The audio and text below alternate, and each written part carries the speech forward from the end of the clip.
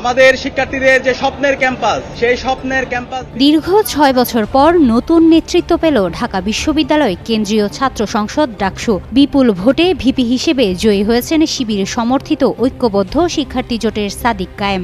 ডাকসু নির্বাচনে জয় অথবা পরাজয়ের কিছু নেই। ডাকসু নির্বাচনের মাধ্যমে জুলাইয়ের প্রজন্ম বিজয়ী হয়েছে। ডাকসু নির্বাচনের মাধ্যমে ঢাকা বিশ্ববিদ্যালয়ের শিক্ষার্থীরা বিজয়ী হয়েছে। তিনি 14,042 ভোট পেয়ে নির্বাচিত হন।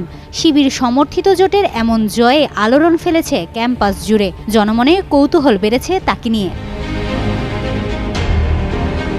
শিক্ষাজীবন শুরু হয় বাইতুস শরফ জব্বারিয়া আদর্শ মাদ্রাসা থেকে, যেখানে 2014 সালে তিনি দাখিল পাশ করেন। পরবর্তীতে কামিল মাদ্রাসা থেকে আলিম সম্পন্ন করে ঢাকা বিশ্ববিদ্যালয়ের রাষ্ট্রবিজ্ঞান বিভাগে ভর্তি হন এবং স্নাতক ও স্নাতকোত্তর সমাপ্ত করেন।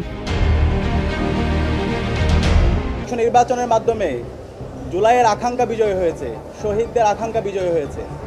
সে কারণে আমরা শুরুতেই শ্রদ্ধার সাথে স্মরণ করছি জুলাই বিপ্লবের সকল শহীদদের, যাদের মাধ্যমে আজকে আমরা ফ্যাসিবাদ মুক্ত বাংলাদেশ পেয়েছি এবং আজকে আমরা প্রতিটি ক্যাম্পাসে গণতান্ত্রিক পরিবেশ পেয়েছি। জানা যায়, ঢাকা বিশ্ববিদ্যালয়ে ভর্তি হওয়ার পর ছাত্রদের কর্তৃক সংগঠিত প্রায় সবগুলো আন্দোলনেই অংশ নিয়েছেন শিবিরের এই নেতা।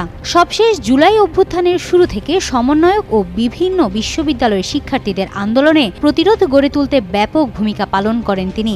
একই সাথে ইন্টারনেটবিহীন সময়ে শিক্ষার্থীদের দাবিগুলো আন্তর্জাতিক গণমাধ্যমে পৌঁছে দেওয়ার কাজও করেছেন। তবে অভ্যুত্থানের পর বাংলাদেশ ইসলামী ছাত্র শিবিরের ঢাকা বিশ্ববিদ্যালয় শাখার সভাপতি হিসেবে পরিচয়ে সামনে এলে ব্যাপক আলোচনার সৃষ্টি হয়।